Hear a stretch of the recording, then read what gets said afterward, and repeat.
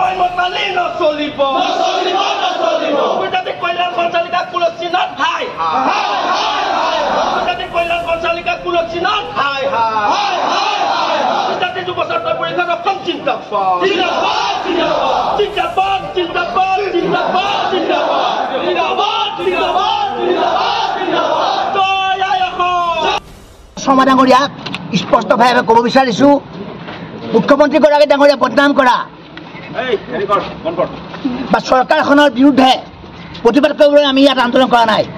আমি এই বিভাগৰ জৰিয়তে অনুসূচিত জাতি মানুহৰ উন্নয়নৰ আঁচনি গ্ৰহণ কৰা যি দুৰ্নীতি কেনেকৈ হৈছে তাৰ সংগঠিত দুৰ্নীতিৰ তথ্য আমি এই মানে প্ৰতিবাদী কাৰ্যসূচীৰ জৰিয়তে প্ৰকাশ কৰিছোঁ যে যোৱা 2023-24 বিত্তবৰ্ষত 17,806টা আপোনাৰ এডুকেশ্যনেল স্পৰ্টছ কিটছৰ নামত আপোনাৰ 29,99,98,934 কোটি টকা।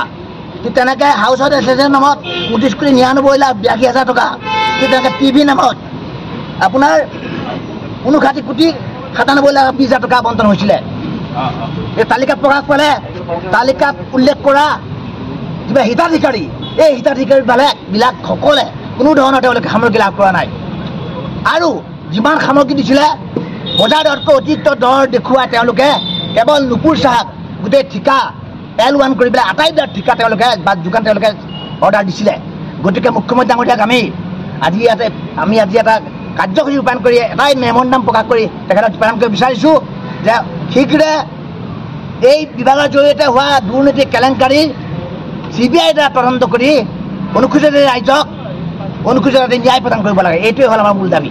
এতিয়া আমাৰ আৰক্ষী বিভাগৰ সন্মানীয় বিষয়াসকল আহিছে তেওঁলোকৰ জৰিয়তে মুখ্যমন্ত্ৰীসকলে আমি ইস্তাপত্ৰ দিম আৰু তেখেতলোকে ইস্তাপত্ৰ দিয়াৰ পিছত আজি আমাৰ কাৰ্যসূচী আমি সাময়িকভাৱে স্থগিত ৰাখিম। ইতিমধ্যে নুপুৰ চাহাৰ বিৰুদ্ধে আচলতে এখন চৰকাৰ যিমান দুৰ্নীতিগ্ৰস্ত যিমান ডাঙৰ ব্যক্তিয়ে নহওক কিয় সকলো কিন্তু জালত পৰিছে।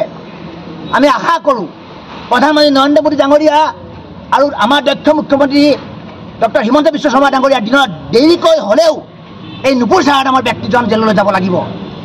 হয়তো দুদিন দেৰি হ'ব 120 কোটি টকীয়া যি কেলেংকাৰী এই কেলেংকাৰী তদন্ত হ'ব আৰু নুপুৰ চাহাগৰ CCI ED যোনে ৰেড নকৰাকৈ আপোনালোকে কৈছে।